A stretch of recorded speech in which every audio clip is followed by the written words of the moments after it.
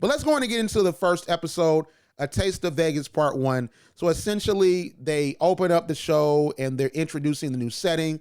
It's now going to be in Las Vegas, and the new team that the show is going to be centered around is called the Fighting Fury. All right, the Las Vegas Fighting Fury. They're an expansion team. They're owned by Colonel Ulysses S. Thatcher. That is the character's name. I'm thinking it's a former president that came back to life, or a former Union general from back in the day that then owned the team. But no, this is like the character's real name. And they have this standout star, Garrett Evans, and they start, with this backdrop of like a commercial at Viacom CBS Arena. And I'm like, product placement. Okay, come through, product placement. Because listen, if I did something, I would call it Pulse Arena. All right, from Pulse Radio Studios. Like I would do that. I'm not gonna lie. So I rock with the product placement. All right. So the writers tried their best to reintroduce Tasha and Malik in the way that we remembered them, right? So you have Tasha, going off on her assistant because her assistant is sleeping with Malik, all right? And then you have Malik that's being a womanizer. He's planning to do this big old performance at, the gala where he feels as if he's going to be introduced as the minority owner of the Fighting Fury because he's trying to retire and go on the ownership side. And basically he's the same old Malik, but Tasha and Malik were both really subdued. They weren't the same. Like, they didn't give me the same snark that they did in the original series, which I think is expected because that was like 14, 15 years ago. But even from the BET series, it's not like the same snark and the same character that we saw from then. I get the actor and actress has grown in Hosea Chanchez and Wendy Raquel Robinson. I understand that. But I sort of want it to be a bit true to form. But also, I believe that COVID really has affected Hollywood in a big way. And of course, we know the clear medical effects. But I believe that with Hollywood, it's really hurt these productions because every production that I've seen that's had to fight through COVID, unless the crew was already scaled down and it wasn't a lot of characters on set anyway, it wasn't a lot of extras and a lot of action on set, it just looks artificial now. Like walking the streets of Las Vegas, you don't see a lot of people. Even at nighttime, it's Las Vegas. So you telling me it's a street that Jameson is running down and ain't no one on that street. You know what I'm saying? Like, it's just sort of odd. I'm like, in Las Vegas? I've never been to Las Vegas, but Las Vegas is a pretty significant city. They call it Sin City. And that means you sitting up early in the morning. So it's like, what the world? So I thought that was pretty odd. The game just doesn't look authentic anymore. And it looks like it's cheap, but it looks like a cheap drama. It looks almost like an independent movie. It gives me that feel. Whereas like, yeah, you have good cameras and you have your lighting like decidedly darker. But when you look at those BET seasons, especially later on, like season 8, season 9, like the way that they shot the game, it looked amazing. Like the dark type of feel, the cinematic movie type of vibe, it looked amazing.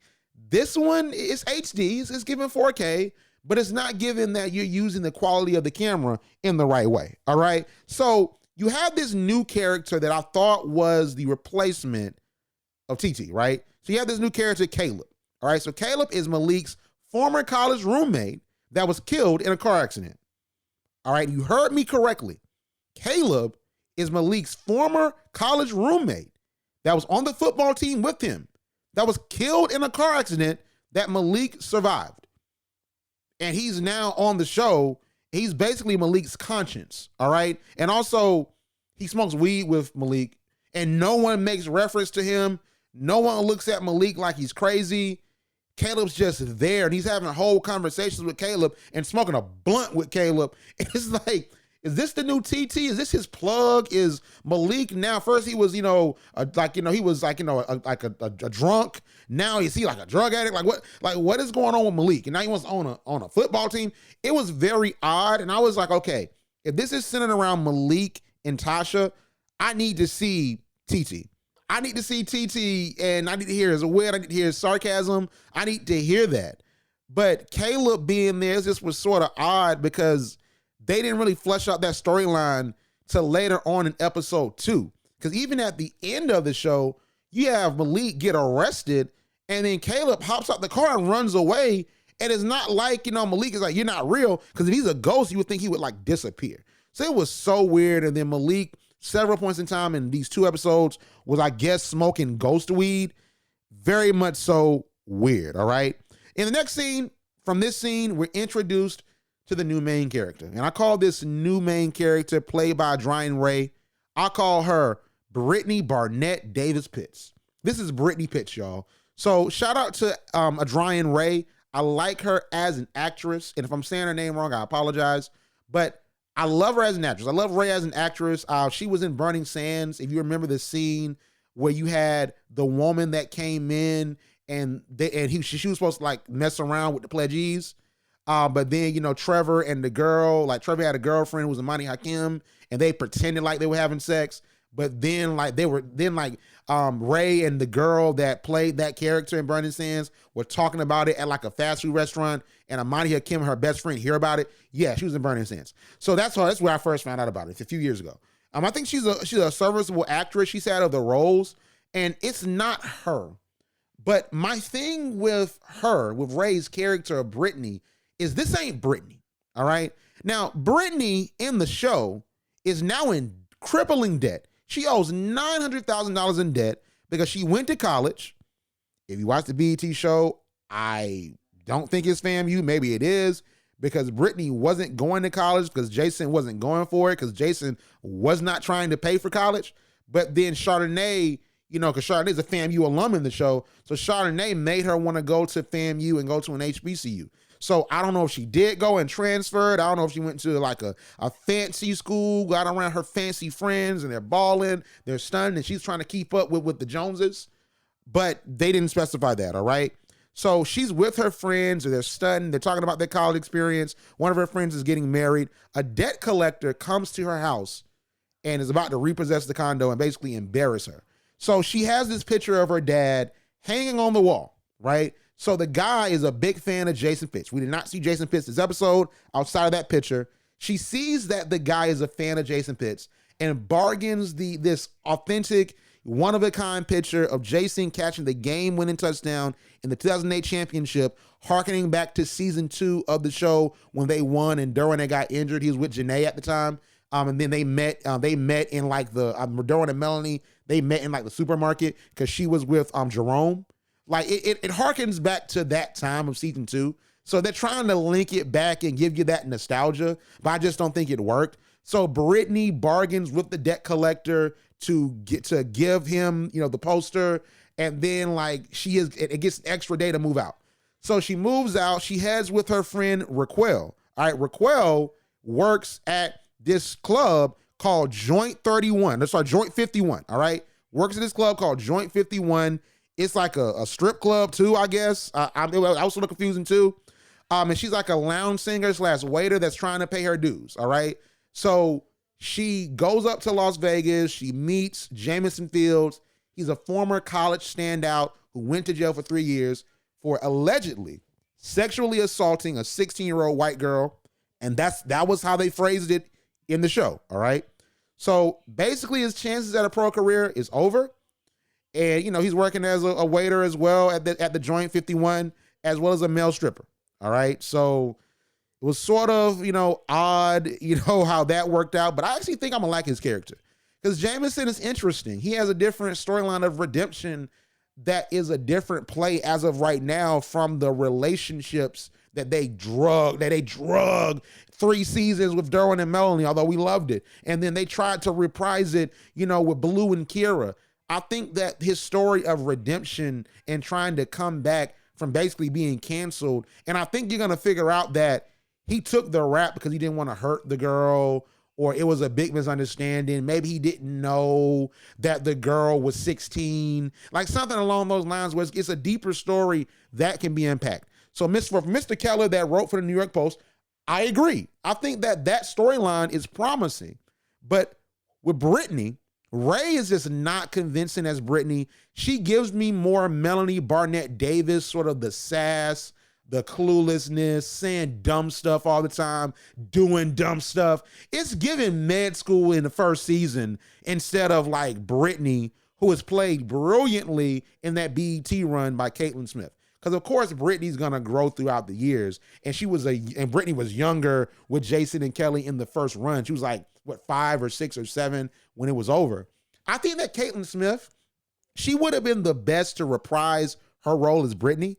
I think that Caitlin Smith encapsulates Kelly and Jason perfectly. You have like the sarcasm of Jason and his wit and him being cheap was a little bit of that. Then you have the extravagance of Kelly and then her being her own woman and standing up and doing what she wants to do. You sort of have both in one, and this like bravado, this, I'm Brittany. Like it was like she really was giving that Jason Kelly combo perfectly. I think Caitlin was doing an amazing job, and she was doing a lot of appearances as well when the show was on BET, like at the BET Awards, different activations for different brands. So I thought that maybe she would be good for this, but they've ditched her completely. You're not going to see Caitlin Smith unless she reprises a different role. All right. But I think Ray should have played a different character. Maybe Ray could have played the lounge singer, Raquel, because I want her to get her coins, get her check. She's amazing. I like her. But bring back Caitlin Smith, because Caitlin Smith's gotten older too. She doesn't like looks the same or she's the same age. She's gotten older as well. And she's a serviceable actress. So I would have preferred they did it that way for a level of continuity. All right. And maybe Caitlin wasn't available, but I think they should have gone for her. All right.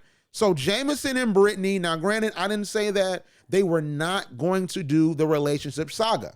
It looks like they're going to put Jameson and Brittany together.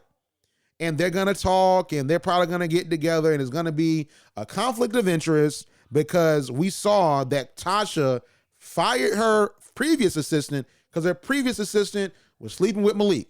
And it wasn't, oh, that's my son. It's, oh, that's a client of Tasha Mack agency. So you're fired because that's a conflict of interest. So we're getting a precursor and a teaser to Brittany now sneaking around on the low, messing with Jameson. And I think that's where like the comedic element is going to lend towards. But I hope that they don't just overdo that relationship saga and they make it where Jameson earns his spot on the Fighting Fury. Maybe Malik does something. Tasha's going to be his agent now. So maybe Tasha, pulls some strings and makes something happen where, hey, Malik will join the team if you bring in Jameson. And then something along those lines where the Colonel's hands are tied, where it's like, all right, we want Malik so bad. We want a good starting quarterback that's championship experience that will bring Jameson in. Or maybe I'm writing their next episode because they need to hire me. I'm just saying. I'm available. I'm just saying. I'm available if you need me, all right? But one of the more awkward scenes of, the 2 episodes was they tried to have Malik do a performance at the Fighting Fury Gala where they're officially announced as a team. You have your owners, and he does a lifeless rap performance that's very similar to like Will Smith, and he was given very much so Will Smith when he was doing the performance, and it didn't hit. It wasn't the Malik that we're accustomed to. It was just very much so I'm doing this just to try to capture the essence of what the game used to be, but it was just certain things that didn't make sense with that scene. Number one, so the Tasha and the Colonel are sitting together. And then Tasha, before the performance, texts Malik, hey, the Colonel called an audible. Call me if you can. The deal has changed. So you're telling me that Malik believes he's an owner and a deal has not been signed. There's nothing that's been signed on the dotted lines, but we're believing that Malik is an owner. And Tasha is supposed to be this bigwig agent now. She has her own agency, maybe with her own junior agents or what have you. And you're still making rookie mistakes like this. So we're doing verbal handshake agreements and Malik is in a commercial. So now he's the owner. That didn't really make sense to me. And, Malik was like, oh, you played me. Would you do this to a white quarterback with 4 MVPs, 3 championships, and millions of dollars in his bank account? Yeah, he probably would, number one. But I get what you're saying. There is a clear inequity, and they're trying to say that within the storyline. They had a special appearance by Carrie Champion where Carrie was interviewing the Colonel in the first part of the episode, and they're trying to make a broader narrative about team ownership in football and really in sports in general. But I feel as if they're doing it the wrong way because Malik, you were finessed. Tasha, you were very much so finessed too. And if I was Malik, I'd fire you again Because it's like, how could you not confirm if you're my management and you're the one that's supposed to be negotiating the contract? How can you not get it signed on the dotted line and get that contract to me read through by a lawyer saying, hey, there's no strings attached. I want you to be the owner. And I think that maybe they should have just made Malik the owner, and then Malik is now still Malik, and then Malik gonna mess around and get himself out of being the owner. I thought that would have been a more compelling storyline that could have gone far. Now it's like, hey, he's in his position of ownership. Now we're seeing how he runs the team as a minority owner, but he's not the full owner. I would have loved to have seen that a bit more than what they're trying to do. All right. So Malik is coming to terms with the fact he's not the part owner of the Fury just yet, because they want him to be the quarterback. Then they'll accept his application, and then things will go from there. So Brittany and Tasha meet each other. Once again, Ray is just not convincing as Jason Pitt's daughter. It's just so awkward, because also another thing too is that Brittany hated Tasha. And then her and Tasha never truly amended. Yeah, they had the moment where Brittany and Kelly had their moment where they bonded at the end in season, I believe that was season 8. See, it was either season 7 or season 8. They had like a bonding type of moment that was predicated by Tasha when Tasha was pregnant. But they weren't cool. They had beef and significant issues. So it's not even pronounced that they've, squashed it. It's just like, hey, Auntie Tasha. And then Tasha is going to give her just a job. You know what I'm saying? Like, it was just sort of odd. It wasn't like, I'm not doing this for you, I'm doing this for Kelly Pitts. Like, that would have been cool to call towards that, whereas like, a little girl, we've had our issues. I don't really care for you. You are very disrespectful. But Kelly's my girl, and I believe in forgiveness. I'm growing, so I'm going to give you a job. You have one shot. I think that would have been better as a callback to the previous seasons. Because now you have a continuity issue, because you went from literally Brittany stealing weed from Tasha's purse to then all of a sudden now Brittany's working for Tasha. Okay. All right. And they have this auntie niece relationship. Auntie, can I ride in the car? Like it was very weird. All right. So it got even weirder in the part I talked about earlier. All right.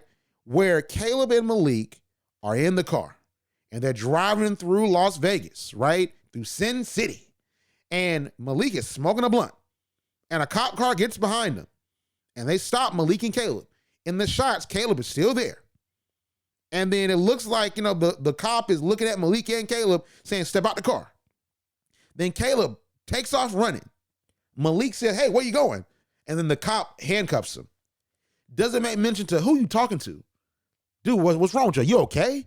Like, nothing like that. It's just Caleb takes off running, so we're still led to believe that Caleb is a real person. So the second episode opens up where Jameson lets the cops know that this is Malik Wright. He's a part owner of the Fighting Fury, because it's still not known by everyone, that Malik is not an owner. So, of course, Malik and Jameson have, their words where they're cordial towards each other. And you have Jameson that asks, hey, I'm going to be at, the walk-on tryouts. I would love you to be my QB for that.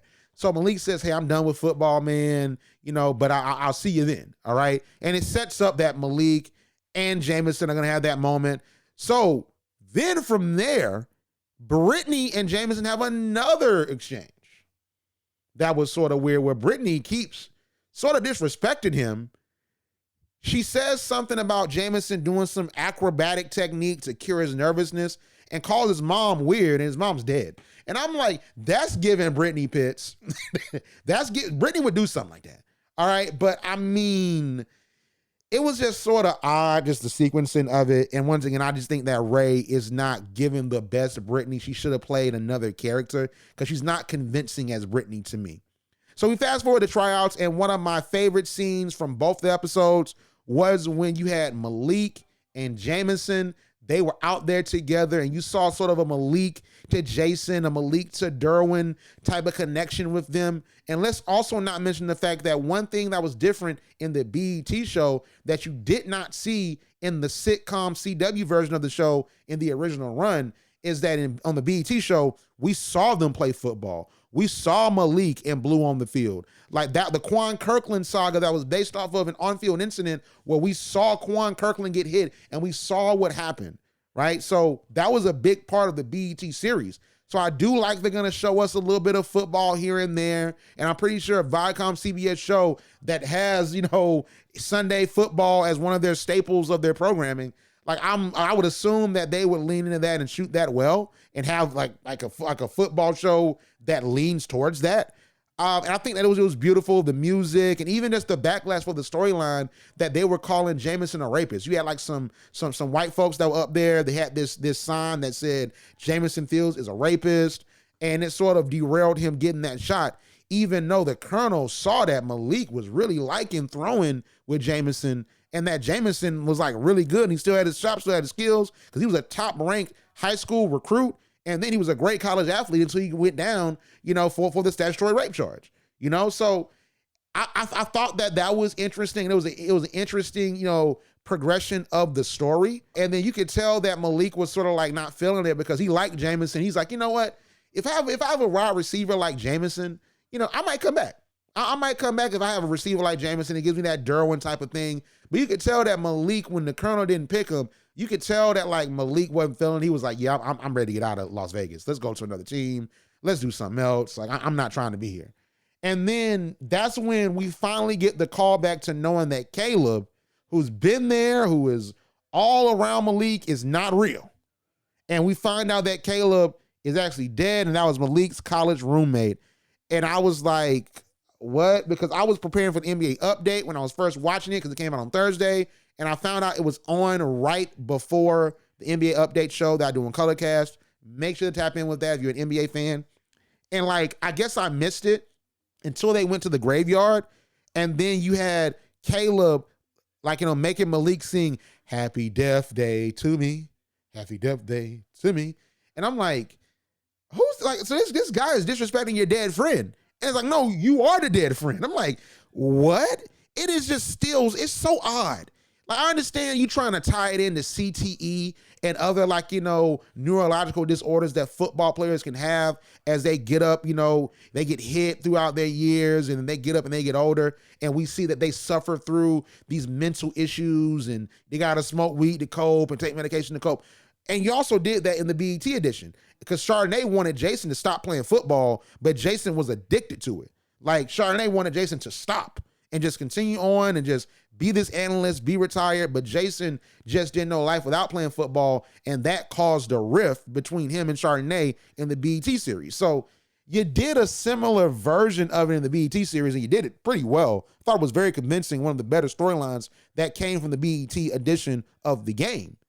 But I just wish they could have done this a bit differently, where maybe people are looking at Malik like he's crazy, and they're urging him to go get checked out. And maybe Malik can't play. And maybe it's Malik. Malik says, you know what? I got to do this. I want to be an owner. I love football. I'm not done with the game. So let me just go out there for a year. But then Malik just shows signs that mentally and cognitively he's not there. And he's seeing things. He's seeing people. Maybe he sees, his granddad, Tasha's dad. Maybe he sees Caleb, and then different stuff like that. And then it's like, oh my gosh, there's something wrong with Malik. He needs to go get help.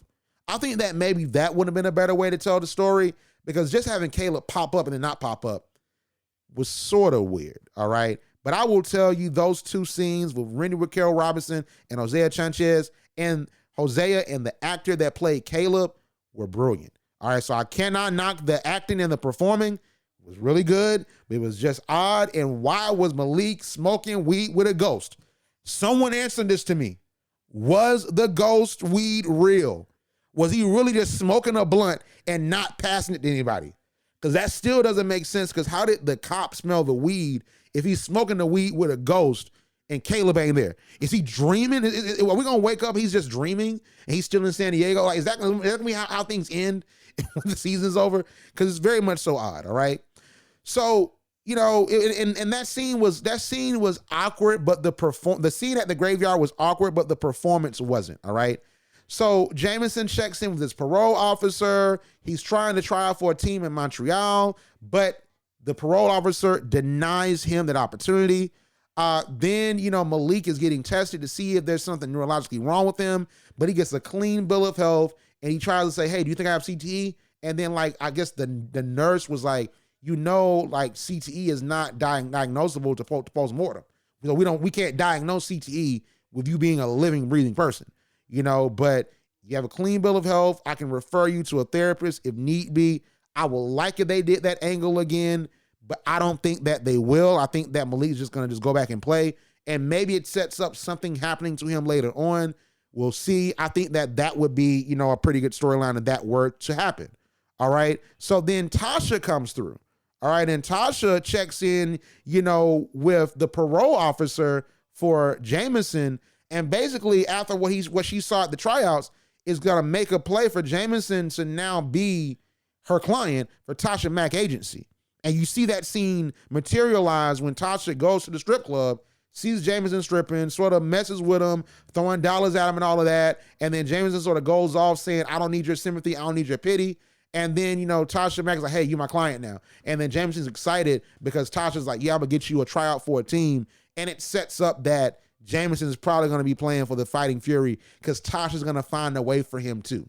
All right. And I think that's interesting as well because I'm already rooting for Jameson because I think that it's something with that story that's not adding up with him going down 3 years for statutory rape and him pleading guilty. I think that there's something in that storyline that needs to be dug into a bit further, and I hope that the writers give it to us. I honestly really hope so. So that's one of the things I'm looking forward to these next couple episodes is seeing like what happens with Jameson because I am rooting for the brother, all right? I am rooting for him.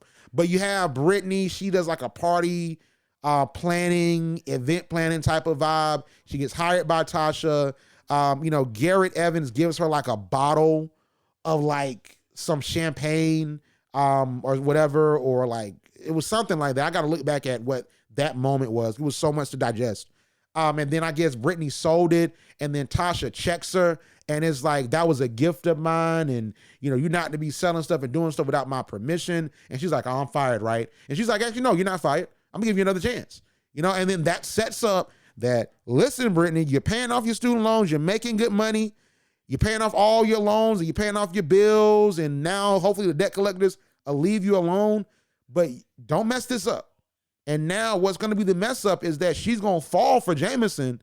Her and Jameson gonna start messing around, and they gotta keep it a secret so Brittany can keep her job. I just would have preferred a different, I would have preferred something different. But hey, man, it is what it is. I give this a 5 out of 10. Both episodes combined together, 5 out of 10. First episode, probably like a 2 or 3 out of 10.